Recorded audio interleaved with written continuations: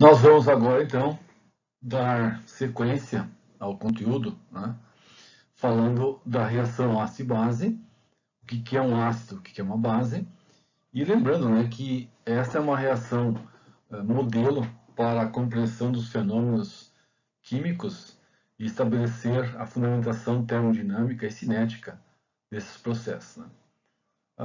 Do ponto de vista histórico, nós devemos lembrar, né, quatro grandes pesquisadores, Arrhenius, Lewis, Bronsted e Lowry, né? E lembrando que Arrhenius, em 1903, então ele foi agraciado com o Prêmio Nobel em Química, né, pela sua contribuição à teoria, né, da dissolução eletrolítica. Né? E, na verdade, o conceito inicial de ácido-base nasce com Arrhenius, né? Mas ele não fez de início, a preocupação dele não era estudar ácido-base, mas sim estudar a condução de corrente elétrica em soluções orgânicas, em soluções inorgânicas e assim por diante. Então, a partir do experimento de condutividade elétrica é que chega no conceito, então, de algumas espécies sendo ácidas e outras espécies sendo básicas. Né? E é claro que nós temos hoje uma percepção de que ácidos são aquelas espécies que têm um sabor, digamos, azedo, né? Enquanto que as bases têm um sabor mais amargo. Então, uma propriedade granuléptica do ácido é impressionar o sentido, né? O nosso sentido de perceber o sabor azedo e sabor amargo. Mas do ponto de vista do conhecimento, né, do estabelecimento das regras, né, que possibilitaram a Arrhenius definir o conceito de ácido e base, esse conhecimento nasce com os experimentos, né, de condução de corrente elétrica a partir de soluções. Né? E essas soluções estão, por exemplo, aqui nos três desenhos, são bem simples. Né? Tem as soluções de um suco de limão de sal em água, tu tem álcool, né? Você monta um circuito, né? Com uma lâmpada e uma pilha, né? Quando a solução conduz corrente elétrica, um LEDzinho, a lâmpada acende, ela brilha, né? Então, daqui nasce, né, o conceito das soluções eletrolíticas. Né? Então, o Arrhenius propôs, né, que as soluções condutoras de corrente elétrica, né, são aquelas que contêm os íons. Né? E aí, claro, numa solução aquosa ácida e numa solução aquosa básica, né, na época, né, o que ele propôs? Então, as soluções ácidas são aquelas que se dissociam, né, em água, formando as espécies H3O+, como é o exemplo da equação para o HCl. Né?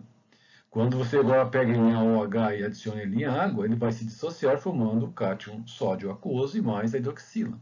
Então, são essas espécies carregadas que, em solução, conduzem, né, são os responsáveis pela condução da corrente elétrica. E aí, então, aqui nós temos uma questão importante que é a intensidade dessa lâmpada. Né?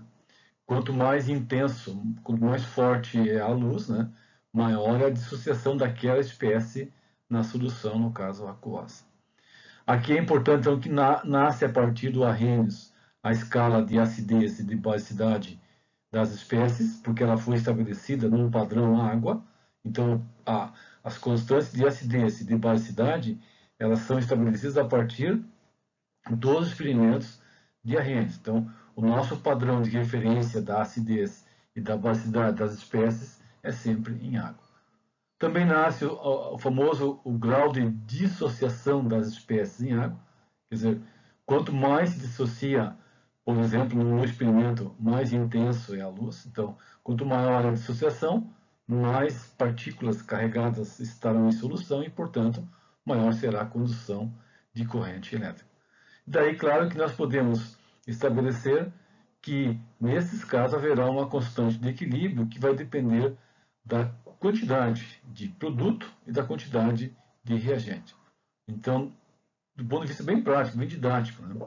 Quanto mais intenso é a luz oriunda da lâmpada, maior é a dissociação e, portanto, em relação a essa expressão K de equilíbrio, que é igual à concentração do produto pelo reagente, então nós observamos que a maior dissociação leva a uma maior constante de equilíbrio. Então veja que aqui nascem, né, os conceitos fundamentais de ácido e de base. Então uma reação ácido e base é na verdade uma reação de troca nesse caso aqui de troca de hidrogênios, né? É a formação da espécie H3O+, e da espécie OH-, olhando para o conceito de arrenes. Então, restritamente ao arrenes, que nós diríamos que um ácido é toda aquela espécie que em água vai formar o H3O+. E já a base é a espécie que formará, o que gerará uma espécie carregada, que é a hidroxila. Ok?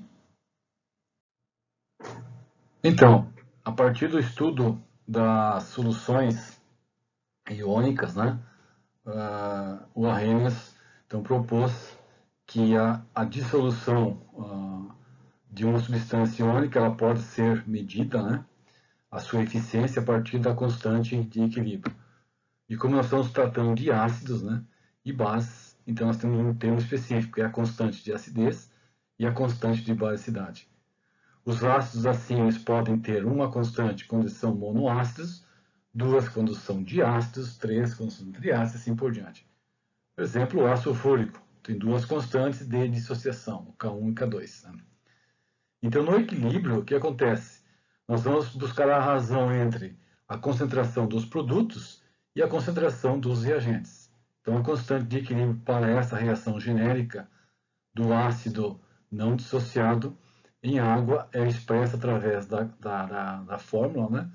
É a razão entre a concentração do íon hidrônio vezes a concentração do ânion, da espécie dissociada, dividido pelo produto de água vezes o ácido não dissociado.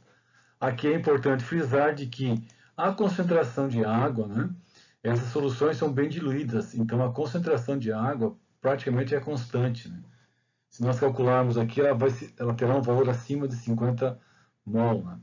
Isso significa que nesse equilíbrio, né, o consumo de água, por ser um processo diluído, né, a variação na concentração de água é muito pequena, então ela é constante, ela é considerada constante.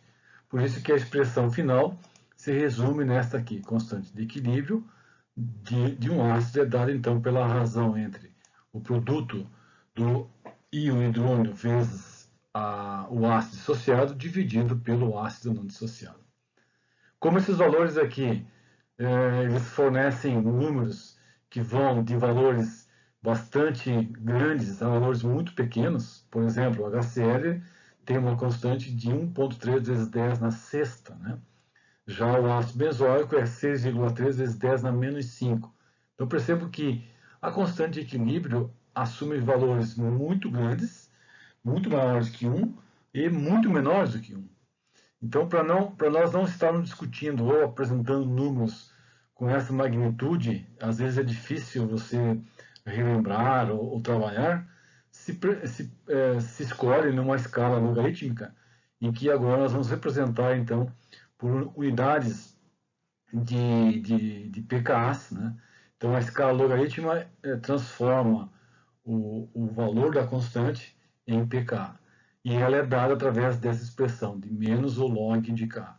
Quer dizer, os ácidos muito fortes, como tem uma constante maior do que 1, por exemplo, o ácido clorídrico, então se você pegar esse número aqui e resolver na solução aqui menos o log de 1,3 vezes 10 na sexta, isso nos dará um pKa próximo a 8. Então o HCl ele é um ácido forte e aí o pKa dele é 8. Agora cuidado, né? Como a expressão tem um sinal negativo, o pKa dos ácidos fortes será também negativo. Quando o ácido é muito fraco, vamos pegar aqui o ácido benzoico, 6,3 vezes 10 na menos 5, ou o ácido cítrico, não importa, né? Então agora o 10 na menos 5 na expressão do pKa, então o menos 5, se você resolve a expressão logarítmica, tu vai ter mais 5. Então agora os pKas positivos, todos eles são representativos de ácidos fracos. Né? Então, é importante isso, a ideia de usar a constante de acidez na forma de uma escala logarítmica, que é o pK. Ácido acético, a acidez, a constante é 1,79 vezes 10 na menos 5, em escala de pKa fica 4,7. e que é mais fácil trabalhar nesses valores. Então, o que eu destaco aqui? As acidez relativas são feitas em água, a escala de acidez você vai trabalhar em termos de pKa, quanto menor é o pKa, quanto mais negativo ele for, mais forte é o ácido, e quanto mais positivo é o pKa, mais fraco é o ácido. Então, um ácido muito forte, o HBr, o HCl, então os pKa's, menos 9, menos 8. Significa o quê? Que ele se dissocia muito, né? Então, é um fenômeno que tem uma extensão, uma ionização muito alta. Então, tem um grau de dissociação muito elevado. Os ácidos fracos, olha aqui o HCl, 9,4, né? O ácido fosfórico, já um ácido mais mediano, 2,2, né? A água, um ácido muito fraco, 15,7. Então, os ácidos fracos têm os pKa's, por consequência, valores positivos. Então, o que fica da ideia da teoria de Arrhenius é que nós temos uma escala agora que ela é relativa à água, e a partir dessa escala nós podemos ter uma ideia de quais são os ácidos que mais dissociam e quais são os ácidos que menos dissociam. Então, basta olhar os pKa's. E essa dissociação, na verdade, é uma razão entre o produto, né, da concentração do hidrônio vezes o ácido dissociado dividido pelo ácido não dissociado. Ok? Então, o conceito do Arrhenius ele é restrito àquelas substâncias que em água se dissociam formando H3O+, é uma espécie ácida, e aquela espécie que se dissocia formando a hidroxila é uma espécie básica.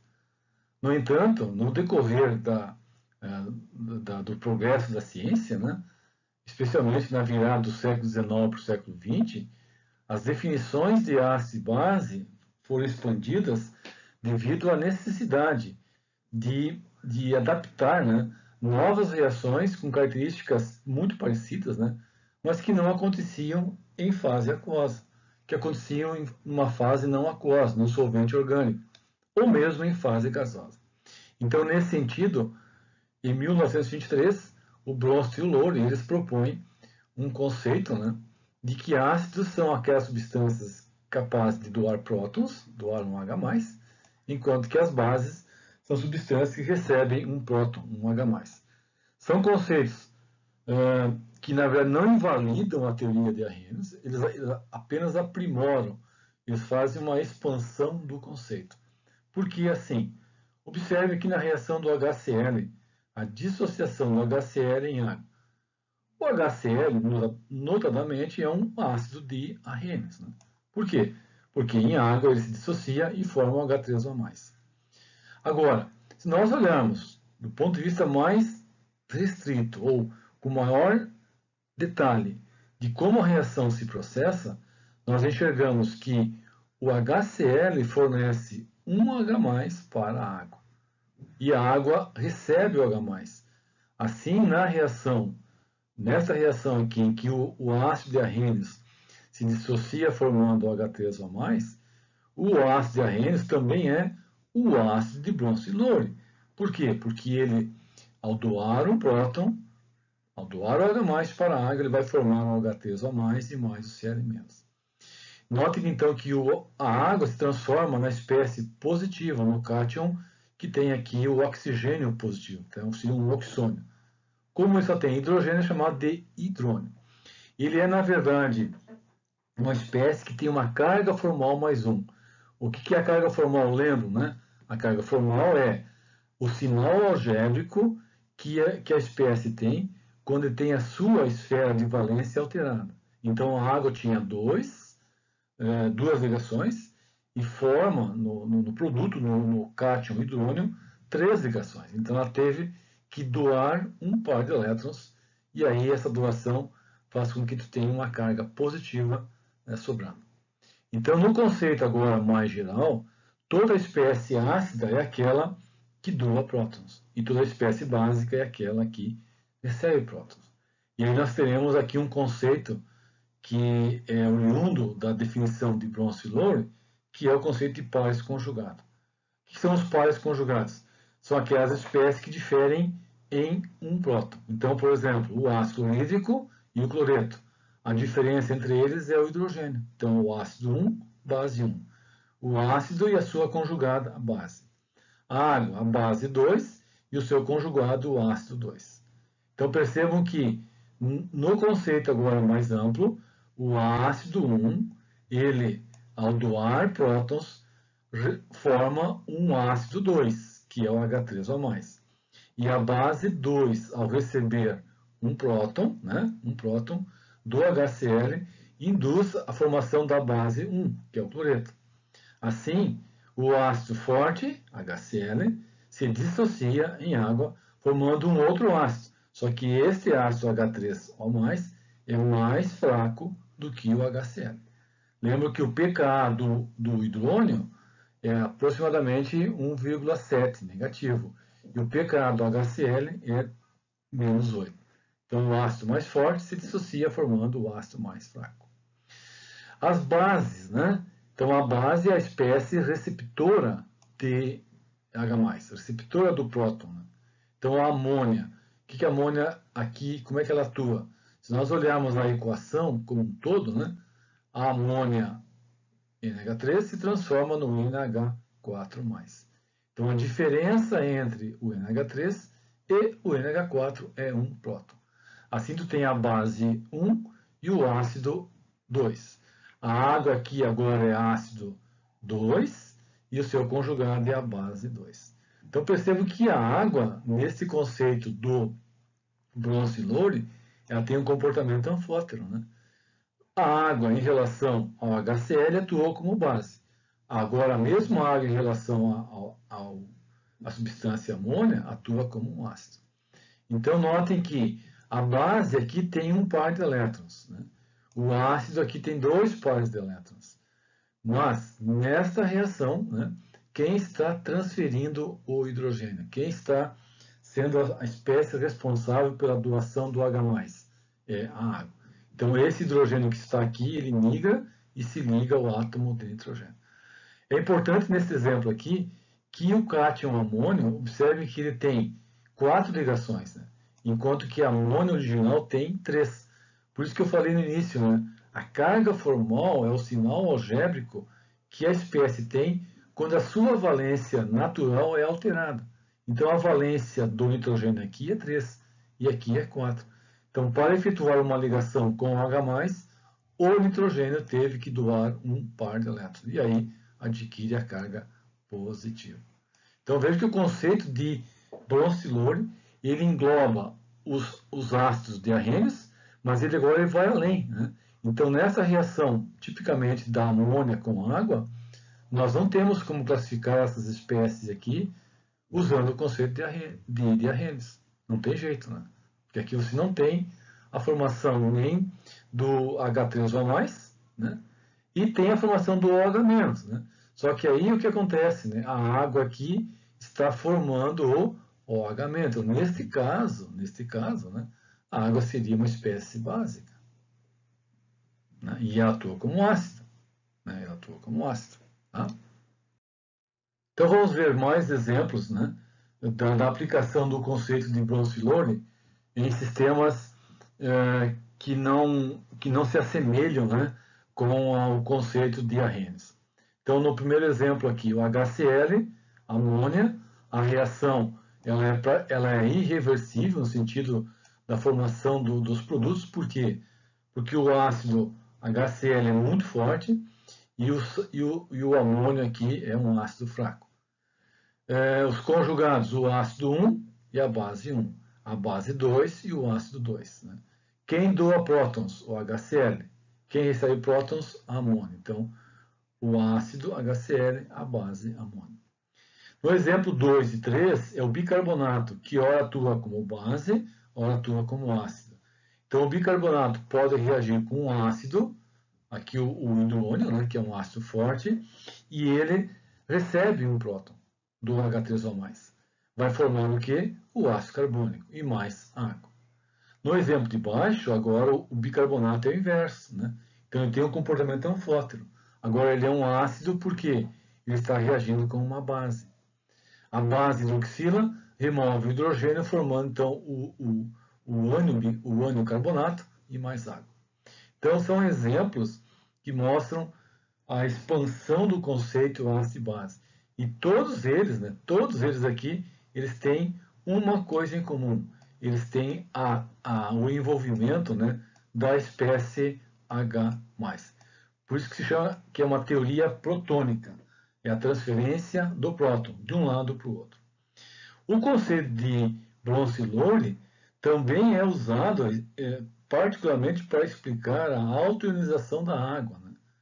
Claro que é uma reação de dissociação extremamente desfavorecida, né?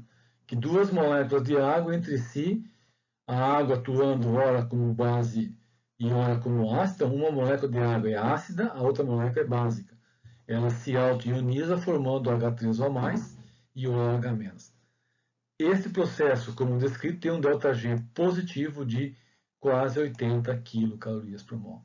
Vejo que é uma reação com uma energia livre muito positiva, então é muito difícil acontecer. E, por consequência, quando se usa agora o valor de ΔG e se calcula a constante de equilíbrio a partir da expressão de Gibbs, né, nós chegamos que a constante de equilíbrio é da ordem de 10 na menos 14.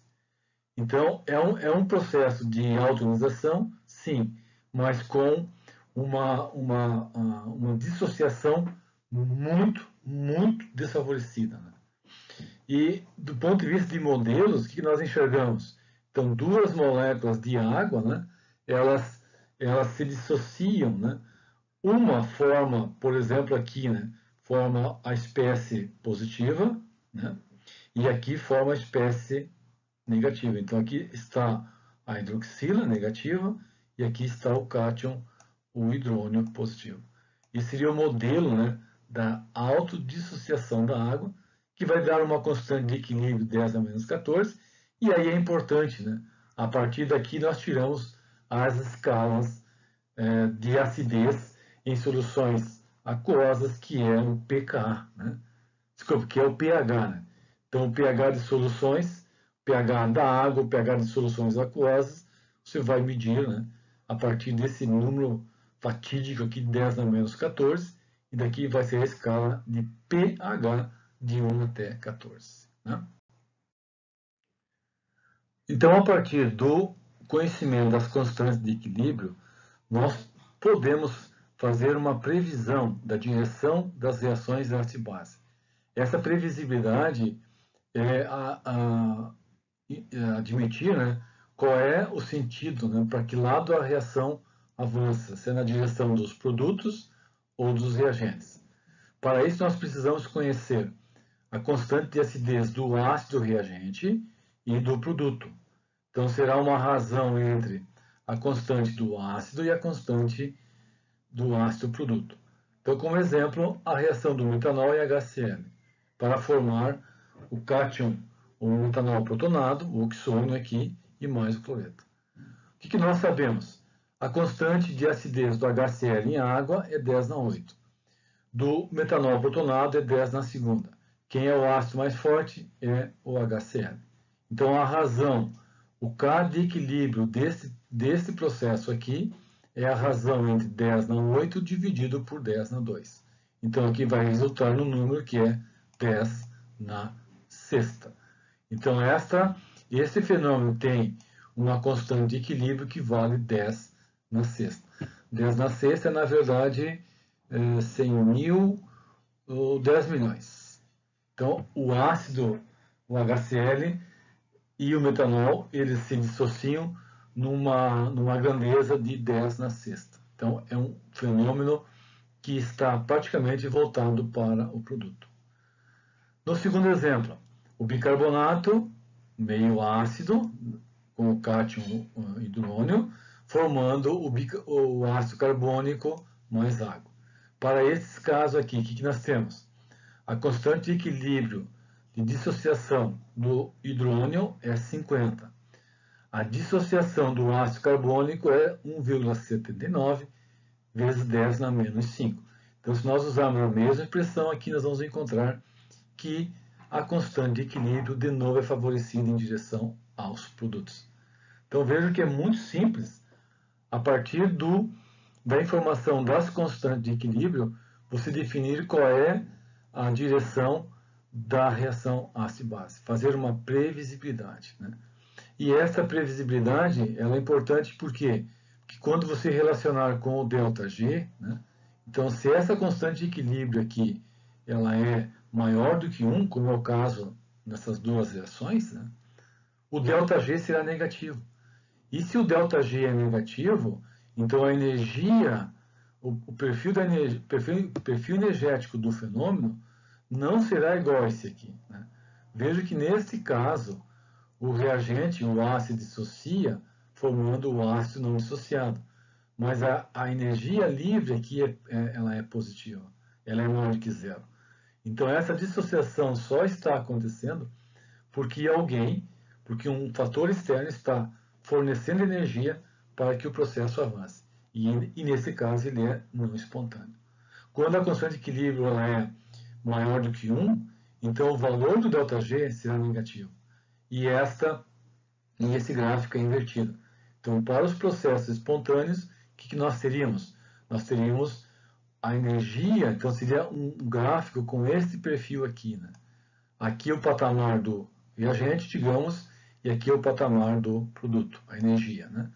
Então, a reação se processa desta maneira. Então, o gráfico em preto representa um processo endotérmico.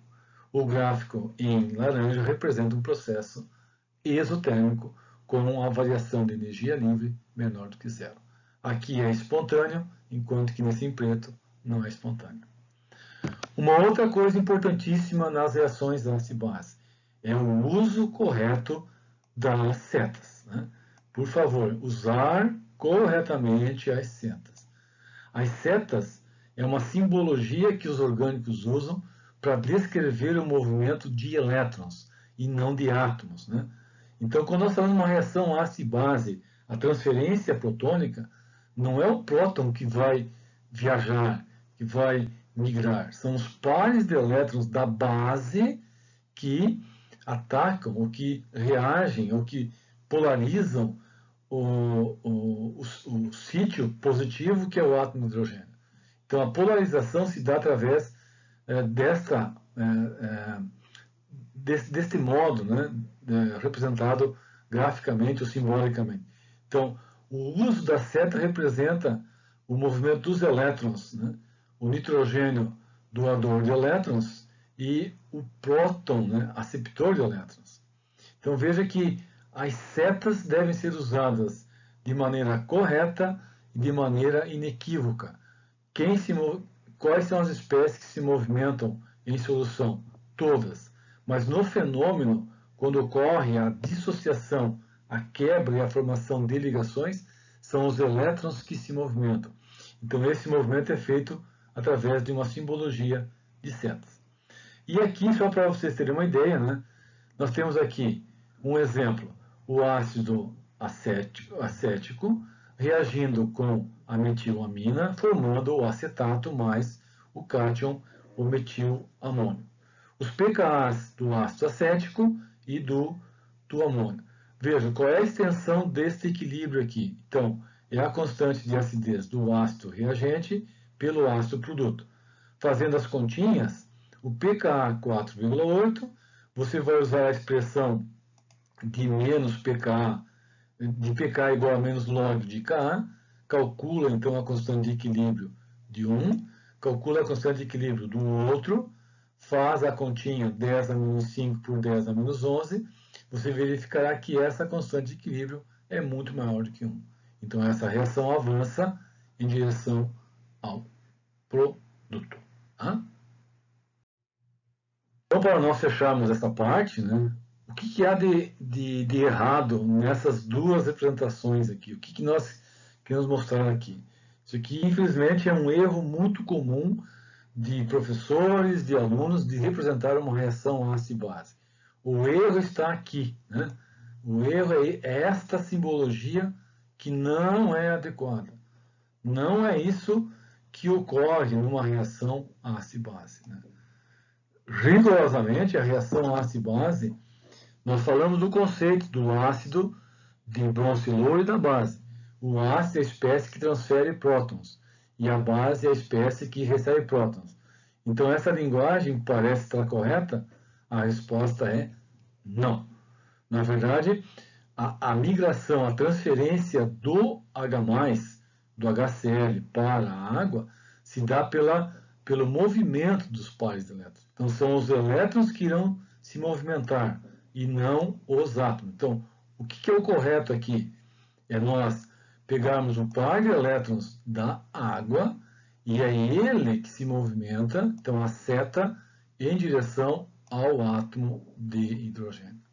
E essa ligação aqui se rompe e o par de elétrons migra agora em relação ao átomo de carbono, de cloro, formando assim o cloreto e mais o cátion hidrônio. Nesse outro exemplo, a mesma coisa, o mesmo erro, né? O movimento do átomo ou da partícula positiva do H+. Isso está incorreto. Não é assim, é o inverso. É o par de elétrons daqui, da água, que se movimenta em direção à carga positiva. Né? Então é importante isso, de ter essa compreensão. Por fim, mais dois exemplos em que nós destacamos de novo esse conceito errado, né? que às vezes confunde os alunos. Então, nesse aqui, a amônia reagindo com água. Então, parece que é um movimento do H+, da água para a amônia. O que, na verdade, o correto é o par de elétrons da amônia migra, se aproxima, interage com o H+, formando, então, o NH4+, e o OH-. Né? Então, digamos assim, o modelinho aqui está bacaninha, tá, mas tem um conceito, uma informação bastante equivocada. O que é o correto? Olha o exemplo 1 e o exemplo 2. Então, o correto é o par de elétrons se move, captura o H+, a ligação CO-OH se rompe e vai formar, então, o ânion, o acetato e mais o cátion amônio, no primeiro exemplo. No segundo, é a ionização do ácido acético em água. Então, veja que, às vezes, nem se representa os pares de elétrons, né? Mas o melhor seria desenhar aqui, né? Dois pares de elétrons, dois pontos, e os pontos representam os elétrons em movimento. Então, os elétrons da água se movem em direção à espécie positiva, capturam o H+, a ligação OH se quebra, formando então o acetato, o íon acetato e o íon hidrônio. Ok? Então é isso até esse momento.